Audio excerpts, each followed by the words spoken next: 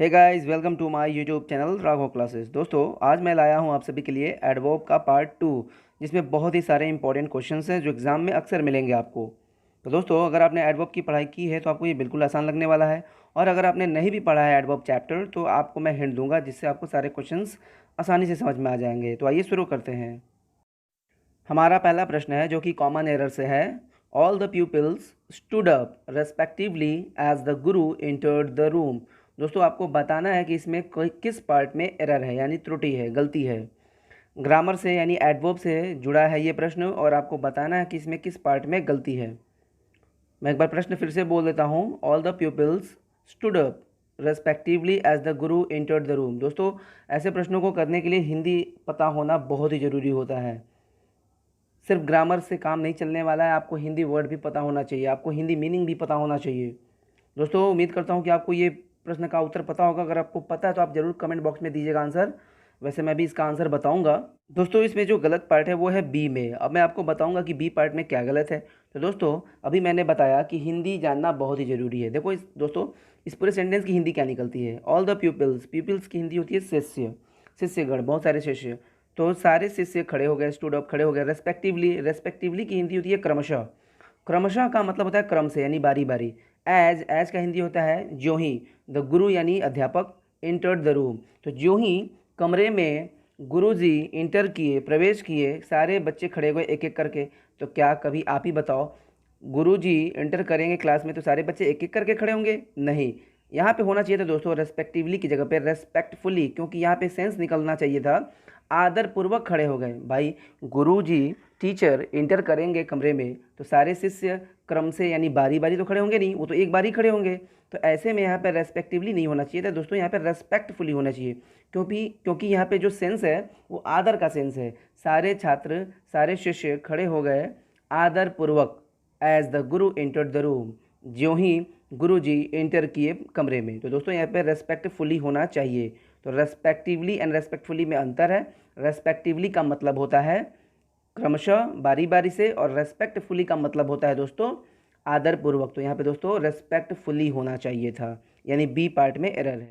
दोस्तों, जो हमारा अगला प्रश्न है, a soldier is taught never to fight cowardly. दोस्तों, बहुत ही प्यारा प्रश्न है, और इसमें भी वर्ड पावर का ही खेल है। अगर आपके पास अच्छा खासा वर्ड पावर है और थोड़ा सा ग्रामर का नॉलेज है तो आप आसानी से ऐसे प्रश्नों को हल कर डालोगे। दोस्तों, मैं इसकी हिंदी बताऊँ एक बार। ए सोल्जर इज टॉट, एक सोल्जर को सिखाया जाता है नेवर टू फाइट कावर्डली, कभी नहीं लड़ने के लिए। एक सैनिक को सिखाया जाता है कभी नहीं लड़ने के लिए कावर्डली, कायर। तो दोस्तों, अगर यहाँ पे मैं कायर की हिंदी बोल रहा हूँ, कायर जो वर्ड मैं बोल रहा हूँ यहाँ पे ये पूरा सूट नहीं कर रहा है। देखो, मैं एक बार फिर से बोलता हूँ। एक सैनिक को सिखाया जाता है नेवर टू फाइट, कभी नहीं लड़ने के लिए, कायर। तो ये अच्छा नहीं लग रहा है। यहाँ पे होना चाहिए था कायर तरीके से। एक सोल्जर को सिखाया जाता है कभी नहीं लड़ने को, कायर तरीके से। तो दोस्तों, कावर्डली जो वर्ड है इसका हिंदी होता है कायर, लेकिन होना चाहिए था यहाँ पे कायर तरीके से। दोस्तों, एक और बात मैं बता दूँ, जिस शब्द के अंत में एल वाई हो जरूरी नहीं कि वो एडवर्ब हो, वो एडजेक्टिव भी हो सकता है। और दोस्तों, यहाँ पे कावर्डली जो वर्ड है ये एडजेक्टिव ही है, इसलिए दोस्तों यहाँ पे कावर्डली नहीं होगा, क्योंकि कावर्डली की हिंदी है कायर। ऐसे और भी बहुत से एग्जाम्पल्स हैं जिसके अंत में एल वाई हो, लेकिन वो एडवर्ब नहीं होते हैं, वो एडजेक्टिव होते हैं। जैसे लवली है, जैसे माइजरली है। दोस्तों, इसके बारे में आगे मैं डिस्कस करूँगा। तो दोस्तों, अभी यहाँ पे हिंदी से समझते हैं कि कावर्डली की हिंदी होती है कायर, और यहाँ पे कायर नहीं बैठेगा, कायर तरीके से बैठेगा। तो कायर तरीके से की अंग्रेजी क्या होती है दोस्तों? इन a cowardly manner, in a cowardly manner. Manner का हिंदी होता है तरीका। तो दोस्तों, यहाँ पे कावर्डली की जगह पे होना चाहिए था in a cowardly manner, COWARDLY, cowardly manner. तो दोस्तों, ध्यान दीजिएगा, इसमें आंसर होगा सी। अगला प्रश्न है हमारा। He is tall, he is enough tall to be selected as sub inspector in Delhi police. इसका हिंदी है दोस्तों कि वह काफ़ी ज़्यादा लंबा है, यानी वो इतना लंबा है कि वो सेलेक्ट हो सकता है सब इंस्पेक्टर के रूप में दिल्ली पुलिस में। दोस्तों, आपको बताना है कि इसमें एरर कहाँ है। बहुत ही सिंपल है। अगर आपने एडवर्ब की पढ़ाई की है तो आपको बिल्कुल आसान लग रहा होगा ये। और अगर आपको आंसर पहले से पता है तो आप कमेंट बॉक्स में ज़रूर दीजिएगा, और कुछ भी आपको डाउट हो तो आप कमेंट बॉक्स में पूछिएगा। दोस्तों, इसका आंसर होगा ए। अब क्यों होगा मैं आपको बताता हूँ दोस्तों। इसका आंसर होगा ए। अब क्यों होगा दोस्तों, यहाँ पे जो टॉल है वो एडजेक्टिव है, और दोस्तों एक रूल है कि एडजेक्टिव के साथ कभी भी इनफ का प्रयोग हो तो वो एडजेक्टिव के बाद होता है, पहले नहीं। तो जैसे दोस्तों यहाँ पे देखो, टॉल एडजेक्टिव है और एडजेक्टिव के पहले इनफ का प्रयोग हुआ है। तो कभी भी इनफ का प्रयोग एडजेक्टिव के पहले नहीं, एडजेक्टिव के बाद होता है। तो दोस्तों यहाँ पर होना चाहिए था टॉल इनफ, टॉल इनफ। जैसे अगर कहना हो दोस्तों कि राम स्मार्ट है, तो राम इज़ स्मार्ट, राम काफ़ी स्मार्ट है। तो दोस्तों राम इज़ इनफ स्मार्ट नहीं होगा, बल्कि राम इज़ स्मार्ट इनफ होगा। तो दोस्तों ध्यान दीजिएगा, कभी भी एडजेक्टिव के साथ इनफ लगाना हो तो इनफ का प्रयोग एडजेक्टिव के बाद होता है। जैसे तुम काफ़ी अच्छे हो, तो यू आर इनफ गुड गलत है, होना चाहिए था यू आर गुड इनफ। तो ध्यान दीजिएगा दोस्तों, आंसर होगा ए।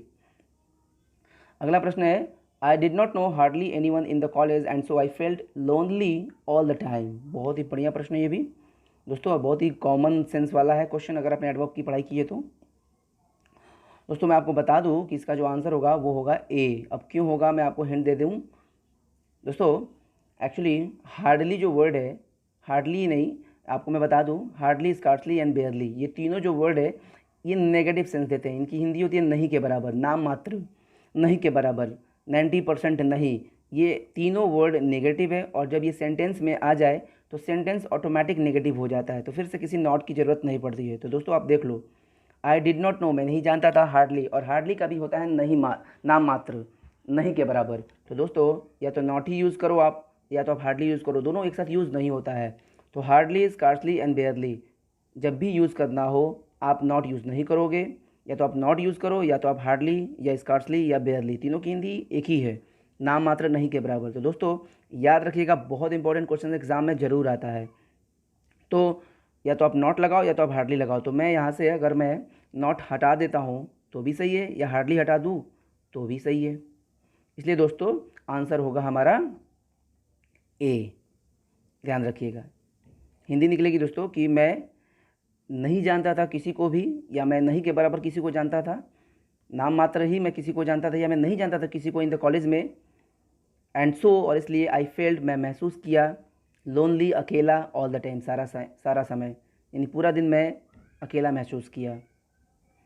अगला प्रश्न है दोस्तों, Vijay could not scarcely conceal his happiness at my resignation. बहुत ही बढ़िया प्रश्न है दोस्तों, और पीछे मैंने हिंट भी कर दिया है, आपको आंसर पता चल गया होगा। आंसर होगा ए, क्योंकि अभी मैंने बताया कि हार्डली, स्कार्सली, बेयरली जब भी इसका यूज़ हो जाए सेंटेंस में तो उसके साथ नॉट का यूज़ नहीं होता है। या तो आप नॉट लगाओ या तो आप स्कार्सली लगाओ। तो यहाँ पे दोस्तों, यहाँ पे स्कार्सली आप हटा दो तो हिंदी निकलेगा कि विजय कुड नॉट कंसील, कंसील का हिंदी होता है छिपाना। तो विजय छुपा नहीं सका हिज हैप्पीनेस, अपनी खुशी, एट माई रेजिग्नेशन। तो रेजिग्नेशन मैंने त्यागपत्र, तो मैंने त्यागपत्र दिया था, तो इससे विजय को खुशी हुई थी और वो खुशी वो छिपा नहीं सका। अगला प्रश्न है दोस्तों, my father is very quicker than I at chess. बहुत इंपॉर्टेंट क्वेश्चन है दोस्तों, बहुत बढ़िया है दोस्तों। मैं इसका आंसर बता दूं, इसका आंसर होगा बी। अब क्यों होगा मैं आपको हिंट करता हूं दोस्तों। यहाँ पे जो क्विक वर्ड है वो CDA है, सॉरी, क्विकर जो वर्ड है हमारा वो CDA है। Quick, quicker, quickest. क्विक का मतलब होता है तेज, क्विकर का मतलब ज़्यादा तेज, और क्विकेस्ट का मतलब सबसे तेज। तो मेरे पिताजी हैं वो बहुत ही ज़्यादा तेज हैं देन आई, मेरे अपेक्षा, एट चेस, चेस में, यानी चेस खेलने के मामले में मेरे पिताजी मेरे से ज़्यादा क्विक हैं, तेज हैं। तो दोस्तों मैं आपको एक रूल बता दूं कि क्विक का CDA क्विकर होता है, और CDA के पहले कभी भी वेरी का प्रयोग नहीं होता है। और दोस्तों यहाँ पे वेरी का यूज़ हुआ है दोस्तों। रूल ये है कि CDA के पहले वेरी नहीं मच का यूज़ होता है। तो दोस्तों आप यहाँ पे मच लगा लो। वेरी का यूज़ होता है PDA के साथ, PDA। तो PDA अगर करना होगा तो यहाँ पे क्विक करना होगा, तो दोस्तों दैन भी हटाना पड़ेगा, क्योंकि PDA के बाद दैन नहीं आता है। क्योंकि यहाँ पे दैन है और दैन के साथ CDA का यूज़ होता ही है, तो CDA रहने दो, अब वेरी की जगह मच लगा लो, इसलिए आंसर होगा हमारा बी। तो ध्यान दीजिएगा दोस्तों, बहुत इंपॉर्टेंट टॉपिक है, भूलिएगा नहीं, रिवाइज करते रहिएगा, हमेशा याद रहेगा। अगला प्रश्न है दोस्तों हमारा, the teacher asked the student to speak loudly. दोस्तों आपको बताना है कि इसमें आंसर क्या होगा। बहुत ही सिंपल है, बहुत ही आसान है, लेकिन स्पेशल है दोस्तों, बढ़िया बढ़िया लोग इसका आंसर नहीं बता पाएंगे। दोस्तों मैं एक बार हिंदी बता दूँ इसकी। द टीचर आस्क्ड, टीचर ने कहा, आस्क का मतलब कहना भी होता है, द स्टूडेंट, छात्र से, टू स्पीक लाउडली। तो दोस्तों थोड़ा सा मैं आपको सेंस इसका निकाल के दिखाऊं। लाउडली का हिंदी होता है शोरगुल रूप में, यानी ऊंचे आवाज़ में, और इतना ऊंचा आवाज़ जिससे शोर की फीलिंग आए। तो दोस्तों टीचर ने कहा छात्र से कि वो शोरगुल करके बोले, कभी नहीं दोस्तों। कभी भी टीचर कहेगा छात्रों से कि वो ज़ोर से बोले, यानी ऐसा बोले जिससे सुनाई दे। कई बार होता है कि छात्र बहुत धीरे बोलते हैं और आवाज़ टीचर तक नहीं आती है, इसलिए टीचर कह सकता है कि भाई थोड़ा ज़ोर से बोलो। ऑडिबल, उसकी आवाज़ ऑडिबल हो, सुनने लायक हो। तो दोस्तों लाउडली और अलाउड दो ऐसे वर्ड हैं जो थोड़े से कंफ्यूज करते हैं। लाउडली का प्रयोग तब होता है जब आवाज़ में शोरगुल हो, लेकिन अलाउड का प्रयोग तब होता है जब आवाज़ सुनने लायक हो, इतना ऊंचा हो आवाज़ कि सुना जा सके, मैंने बहुत धीरे भी आवाज़ ना हो, ऊंचा हो आवाज़ और सुनाई दे वो। तो टीचर ने छात्र से कहा कि वो लड़का जो छात्र है वो थोड़ा सा ऊंचा बोले, आवाज़ उसकी धीरे आ रही होगी। तो यहाँ पे दोस्तों अलाउड होना चाहिए था, ना कि लाउडली, क्योंकि लाउडली का प्रयोग तब होता है जब शोरगुल वाली आवाज़ हो। तो बच्चे से वो टीचर शोरगुल करने को तो कहेगा नहीं, तो भाई बोलेगा कि थोड़ा ऊंचा बोलो, थोड़ा आवाज़ ऊंचा करके बोलो ताकि कान तक आवाज़ आए। तो दोस्तों इसका आंसर होगा सी। याद रखिएगा लाउडली एंड लाउड में अंतर। अगर मैं कहता हूँ कि यू आर स्पीकिंग लाउडली, इसका मतलब है कि आप शोरगुल करके बोल रहे हो, लेकिन अगर मैं कहता हूँ कि यू आर स्पीकिंग अलाउड, इसका मतलब है कि आपकी आवाज़ ऑडिबल है, सुनने लायक है, आप अच्छा बोल रहे हो, आपकी आवाज़ सही है। अगला प्रश्न है दोस्तों, दो ही वॉज ब्रेव, दो का हिंदी होता है हालांकि। हालांकि वह बहादुर था, कॉमा, कॉमा का मतलब है यहाँ पे फिर भी। जब भी दो से सेंटेंस शुरू हो तो अगला सेंटेंस या तो येट से या तो कॉमा से शुरू होता है, और हिंदी निकलता है फिर भी। तो हालांकि वह बहादुर था, फिर भी ही कुड नॉट फेस, फिर भी वो फेस नहीं कर सका the ups and downs. Ups and downs का हिंदी होता है उतार चढ़ाव। फिर भी वह उतार चढ़ाव फेस नहीं कर सका ऑफ लाइफ, जीवन का मैनली। तो दोस्तों आपको बताना कि इसमें एरर कहाँ है, बहुत ही सिंपल है। मैनली का मैं हिंदी बता दूं, मैनली का हिंदी होता है बहादुर। तो दोस्तों पूरे की हिंदी अगर मैं बताऊं तो ऐसे होगा कि हालांकि वो बहादुर था, फिर भी वह सामना नहीं कर सका जीवन के उतार चढ़ाव का। बहादुर, ये अच्छा नहीं लग रहा है दोस्तों। यहाँ पे जो मैनली है, ये मैनली होना नहीं चाहिए था, क्योंकि मैनली का हिंदी होता है बहादुर, और वह अपने जीवन के उतार चढ़ाव का सामना नहीं कर सका बहादुर या बहादुर तरीके से। तो दोस्तों यहाँ पे होना चाहिए था बहादुर तरीके से, और बहादुर तरीके से की अंग्रेजी होती है मैनफुली। ध्यान दीजिएगा दोस्तों, सब वर्ड पावर का खेल है यहाँ पे। मैनली का मतलब होता है बहादुर, और मैनफुली का हिंदी होता है बहादुर तरीके से। तो यहाँ पे होना चाहिए था मैनफुली, आंसर होगा सी। हालांकि वह बहादुर था, फिर भी वह नहीं सामना कर सका अपने जीवन के उतार चढ़ाव का बहादुर तरीके से। ध्यान दीजिएगा दोस्तों, बहुत स्पेशल क्वेश्चन है। अगला प्रश्न है हमारा, you always come lately to class, तुम हमेशा आते हो लेटली टू क्लास, क्लास में लेटली। दोस्तों ये भी वर्ड पावर का ही खेल है, आंसर होगा बी। अब क्यों होगा, लेटली का हिंदी होता है हाल ही में, तत्काल में। तो तुम हमेशा आते हो हाल ही में क्लास में, ये अच्छा नहीं लग रहा है दोस्तों। यहाँ पे होना चाहिए था लेट, विलम्ब आते हो। तो यू ऑलवेज कम लेट, तो लेट और लेटली में अंतर है दोस्तों। लेट का मतलब होता है देर से, और लेटली का मतलब होता है हाल ही में। तो तुम हमेशा आते हो हाल ही में क्लास में, ये अच्छा लग रहा है, या तुम हमेशा आते हो लेट क्लास में। तो दोस्तों यहाँ पे लेट वर्ड सही है, लेट और लेटली में अंतर है, ध्यान दीजिएगा। तो दोस्तों इसका आंसर होगा बी। अगला प्रश्न है, when she received the good news, जब उसको मिला, जब उसने प्राप्त किया अच्छी खबर, सी रैन स्ट्रेट, वह सीधे दौड़ के गई, to call up, call up का हिंदी होता है फ़ोन करना। तो फ़ोन करने के लिए सीधे गई, तो कहाँ, किसको फ़ोन करने के लिए, हर पेरेंट्स, अपने मम्मी पापा को, अपने पेरेंट्स को। तो दोस्तों आपको बताना कि इसमें एरर कहाँ है। When she received the good news she ran straight to call up her parents. दोस्तों दरअसल इसमें कोई एरर है ही नहीं, ये सेंटेंस बिल्कुल सही है। कई बार होता है कि हम एरर जानबूझ के ढूंढने लगते हैं, लेकिन उसमें एरर नहीं होता है। तो दोस्तों इस सेंटेंस में कोई एरर नहीं है। और अगला प्रश्न है दोस्तों, ये आप सभी के लिए है, मैंने पीछे हिंट भी किया है। तो I know that you are very taller than Sarita, दोस्तों आपको बताना कि इसमें एरर कहाँ है। पीछे मैंने हिंट किया है, अगर आपको याद ना आ रहा हो तो आप बैक करके फिर से वीडियो देख लीजिएगा। आपको बताना कि इसका आंसर कहाँ क्या है, और आपको कमेंट बॉक्स में इसका आंसर देना है। तो दोस्तों अगर आपको वीडियो पसंद आ रहा हो तो आप ज़रूर लाइक करिएगा, शेयर करिएगा, कमेंट करिएगा। Thank you.